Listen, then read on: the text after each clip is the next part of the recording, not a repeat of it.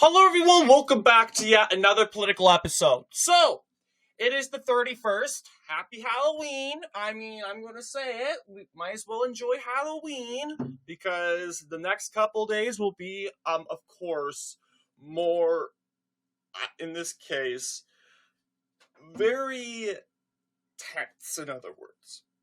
And we're going to go ahead and on the last day of October, which is today, we're going to go ahead and make our said prediction for the said recent polls. And this is probably what we're going to be continuously going to do until we make a final submission. In November, will be submitting my predictions, my Senate, U.S. presidential prediction. Yeah, we'll do that all when that comes up, of course. But as of right now, this is what I think it's going to end up looking like. So let's begin. We're going to go ahead and start with the state of Pennsylvania. According to recent polls, Donald Trump leads in every aggregate, in every pollster. 270 to win. The Hill, Silver Bulletin, and 538 are predicting Trump victories. And that's very, very good for Trump, because this is a very competitive state. You'll see, in the late October, that's where Kamala Harris really hit her peak. But I should say early October, September. And then you'll see she lost some ground there. And you're seeing some polls, more and more polls are coming and seeing Trump victories. And we got to remember, a lot of these polls are out of the margin of error, and that results to the pollsters, which are free to take whatever poll they want and add it in. So they are absolutely free to do that. So what we're looking at right now is Pennsylvania, a 0.6 victory. I've already made my predictions for all 6 swing states. That's right, we're going to be doing 6 swing states, ditching Michigan today, because Michigan, we're just going to pause on Michigan for now. Can't really explain why, but we're going to go ahead because I think they haven't recently released a poll.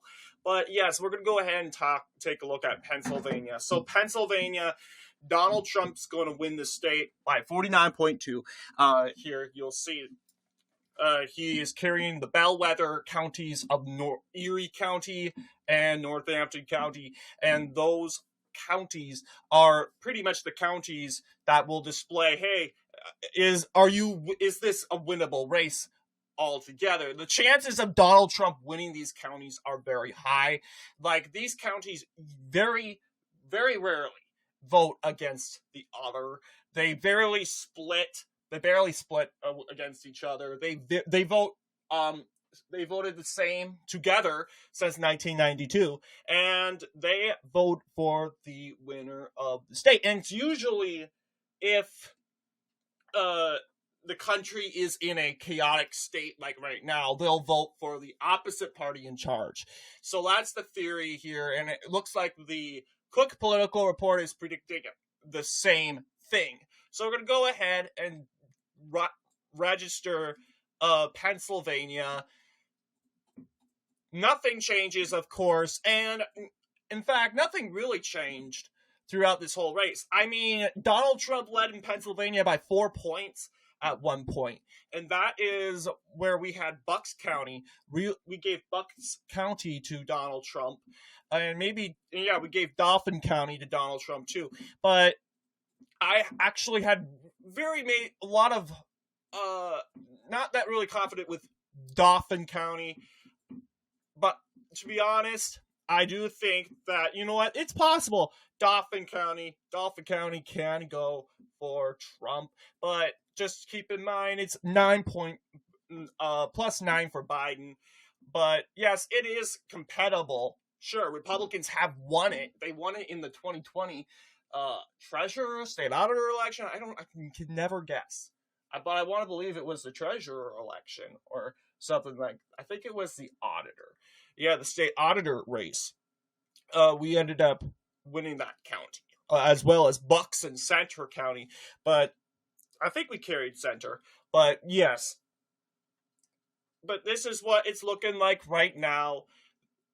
Trump leading right now 0.6 in the polls. Yes, just Harris gaining one poll just recently, the first since the beginning of October, which wasn't really registered because the CES YouGov could not provide us a margin of error. So, ironically enough, so we're going to go ahead and X this out. Next is North Carolina. You'll see, actually, nothing's really changing. The polls are suggesting it looks a bit like it's 1.3, and that's the exact margin that Trump won North Carolina by 4 years ago. And if this is correct, it would look exactly the same. No real change, which is ironic. You'll see here. No real change here. Yeah. And it would be, it's very unlikely that's going to be the case. But I don't know about this county right here. Let's see what that county's called. Nash County. Nash County, Biden picked up that county barely. But I do think Nash will go for Trump this time. Counties that the Dems or the party carries barely usually goes the other way when that incumbent party is doing a bad job.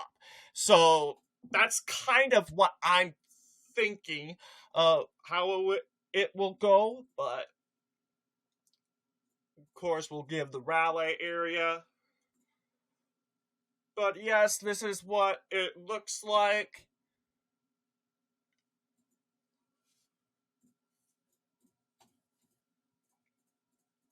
But go ahead and call these Central or just North Carolina abroad.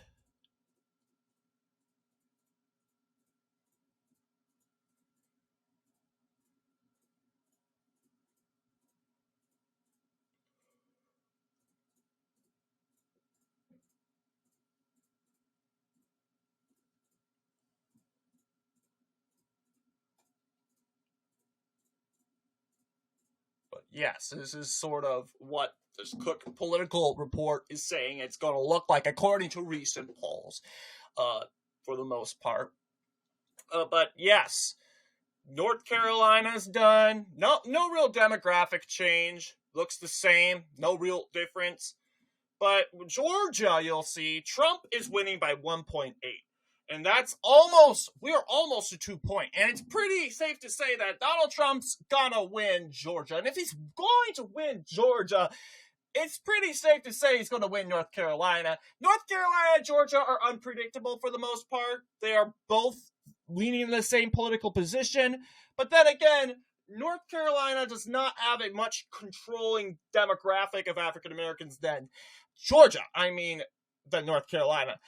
Because, of course, Georgia has the Atlanta metro, an expanding metro with an African-American supermajority, while North Carolina just has Mecklenburg County and Charlottesville.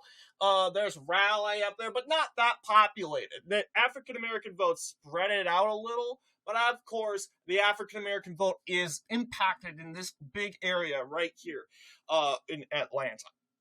So it really does depend on if those voters come out.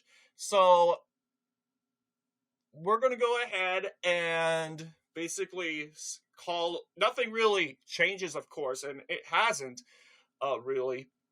Looking at Georgia, you'll see 1.8.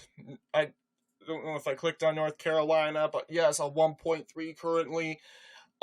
Harris has somewhat surged in the state, you could argue, but that one poll hasn't provided us a margin of error. So, in my opinion, not really. So, yes.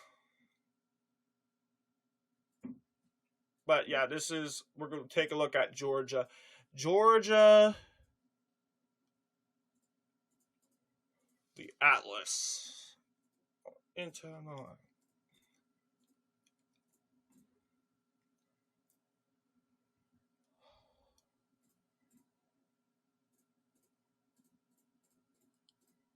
But yes.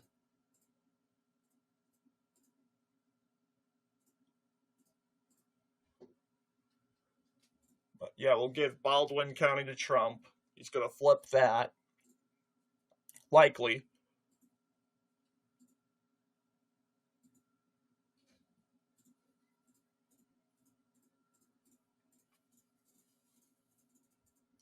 But giving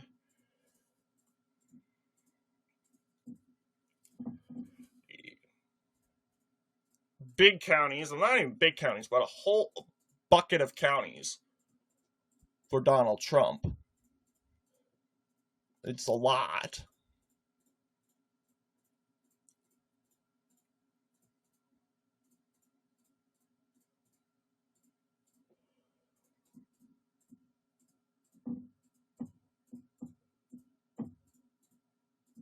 But this is what it's looking like. Yep, Atlanta Metro's the same. I was thinking that Fayette would go, like, I wondered if I accidentally clicked Fayette blue, but Fayette will remain red.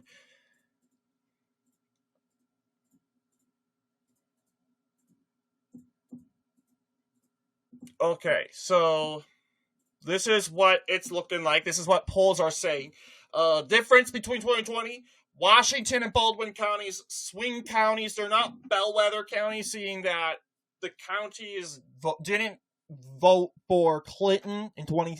They voted for Clinton in 2016, but they can easily become bellwether counties in the future. So it's easy to tell, but this is what it's looking like. If I'm missing anything, and I don't think I am, let's jump all the way to Arizona now. And Arizona, nothing new. You have Maricopa 0.4 now for Donald Trump, as you know. And we have recently projected that Donald Trump would take back Maricopa County. I refuse to downplay the fact and the conspiracy that Maricopa would go for Donald Trump easily, but seeing that if white non-college voters came out at mass, they could easily win Maricopa County. But then again, we are facing a wave of young Gen Z students, mostly women, and we need young Gen Z men to kind of counter that and filibuster that wave. So this is sort of what it's looking like in Arizona. Nothing new. Good news is we lead by 0.4, barely anything in Arizona, but this is a 2.3 lead as polls are clearly stating in the state of Arizona. We can take a look at that. 0.3. Kamala Harris won a recent poll. That poll is out of the margin of error, so I don't think it was counted at all. And this is I want to believe, a 3-point win, basically signaling that a 3-point win is basically impossible for Kamala Harris at this point here. So let's go ahead and we can call off Arizona. Okay, Nevada is another state here. We have a Trump victory by 0.2. Very close results. And basically nothing really changes. You have Clark County going for Harris by 6.4. You got Washoe County going for Harris by 2.1. Washoe County is sort of a bellwether county to a point.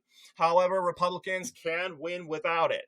And it seems that as if whoever wins Washoe County in presidential elections wins the state. Like Washoe County voted for Biden. Biden won this county. It voted for Clinton. It voted for Obama twice. And then in 2004 and 2000, George W. Bush won this county twice. Okay? And yes, we can even take a look at that. But before I forget, 0.2. Most averages are saying a Trump win, although Silver Bull 538 is predicting a Harris win, as well as Silver Bulletin, barely a Harris win. But yes, you'll see my theory is correct here. 2008, 2012, 2008. Yep. in 1996, okay, this is since 2000s, the state has technically voted for the winner. As you can see here, Bill Clinton has, of course, won the state of Nevada, but he didn't carry Washoe County. And we don't necessarily need to win Washoe County, but it is sort of a concern because if the bellwether counties of Erie and Northampton counties are going to help us basically solidify a Trump victory, then the Democrats would go, oh, look, Republicans would need to win in Washoe County somehow. But then again, do we need Washoe County to win? No, we just need lots of votes from Clark County. And of course, the swing-o-meter is basically saying, yes, that's the case here. But if history repeats itself, which I hope it doesn't in the state of Nevada, then if this would be a Harris win. If this was to be... So yeah, Washoe County is a bellwether county in Nevada. Keep that in mind. So, Xing that out, we got Wisconsin. And no county change in Wisconsin. Just, of course, we have... It's basically looking like the same, but instead of a 0.7, it's a 0.4, and I doubt that Wisconsin's going to trend by 0.3. No, you got auto workers, labor unions, and not only that, you got Jill Stein, and a progressive who's actually coming back even stronger than never before, compared to her 2012 and 2016 runs. Perfect year for the progressive populists, as well as Cornel West. I think Cornel West's on the ballot, but he is a familiar face, and either if he was on the ballot or not, Jill Stein would, if he wasn't, Jill Stein would still take those votes. There's also minority communities that Trump is taking. So you can't convince me that it's only going to trend to the right by 0.3. You just can't. It doesn't really work that way. I'm accidentally colored brown. But yes, Dorr. Dorr was the one I was supposed to... Here we go. Dorr County is still remaining. And Dorr, they say Dorr County also predicts the elections. Dorr County did vote for Trump. He won the state, okay? Dorr County voted for Obama twice. He won the state twice, obviously. I'm not sure about Bush, though. Did Dorr County vote for Bush? Gotta take a look. So Dorr County's right here. I'm just so excited. Looking at these blank maps makes me excited. It's actually coming up. Dorr. All right, yeah. 2004, yes, actually, yeah, Dorr County voted against Bush.